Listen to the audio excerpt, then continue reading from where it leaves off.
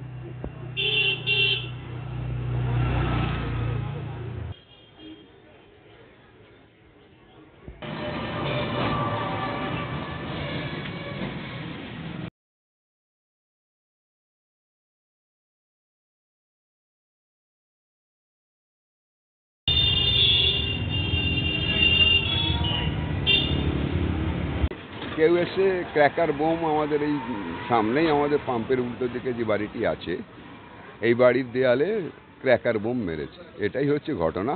কি কারণে মেরেছে এটা এখনো পর্যন্ত আইডেন্টিফাই হয়নি। পুলিশ বিষয়টা দেখছে। পুলিশ হয়তো বিষয়টা সরেজমিন তদন্ত করে হয়তো কিছু জানাতে পারবে, তখন আমি বিস্তারিত হয়তো বলতে পারবো। আপনিও তো পরিবারের সাথে কথা বললেন? আমিও পরিবারের সঙ্গে কথা বলেছি। তারা বলছে কী কারণে আমাদের মেরেছে আমরা নিজেরাই বুঝতে পারছি না, তো কী করে কি বলি। তো ন্যাচারালি এটা পুলিশের ভেরিফিকেশনের উপর নির্ভর করে আমরা বুঝতে পারবো এবং তারাও বুঝতে পারবে যে ঘটনাটা কী। আপনি স্থানীয় যেহেতু জনপ্রতিনিধি, আপনিও কি চাইবেন না যে তাড়াতাড়ি যারা দোষী তারা? নিঃসন্দেহে আমি তো চাইবো যারা দোষী তারা কঠোর শাস্তি পাক, তাদেরকে আইডেন্টিফাই করে খুঁজে বের করা হোক এবং তো তাদের সম্পর্কে আমরা বিস্তারিত জানতে পারবো। কেন ঘটনা, কেন এই ঘটনার উৎপত্তি, এগুলো বুঝতে হবে এবং সেই দায়িত্বটা আমাদের অ্যাডমিনিস্ট্রেটিভ পুলিশের ওপর রয়েছে। তো ন্যাচারালি সেখান থেকে আমরা পরবর্তীকালে আশা করি জানতে পারবো। আমরাও নিজেরাই চেষ্টা করছি জানার। এই না, কোনোদিন ঘটেনি। খুব পিসফুল ওয়ার্ড। আমার 18 নম্বর ওয়ার্ড বড় ওয়ার্ড, কিন্তু পিসফুল ওয়ার্ড। বিভিন্ন ধরনের জাতপাতের মানুষরা থাকেন, কিন্তু তাদের মধ্যে কোনো ব্যাড রিলেশন কোনোদিনই আমি দেখিনি। কেন এরকম হলো এটাই আমার কাছে খুব অবাক লাগছে। হ্যাঁ, গভীর রাতেই হয়েছে শুনেছি। আমার নাম স্বপন কুমার ঘোষ।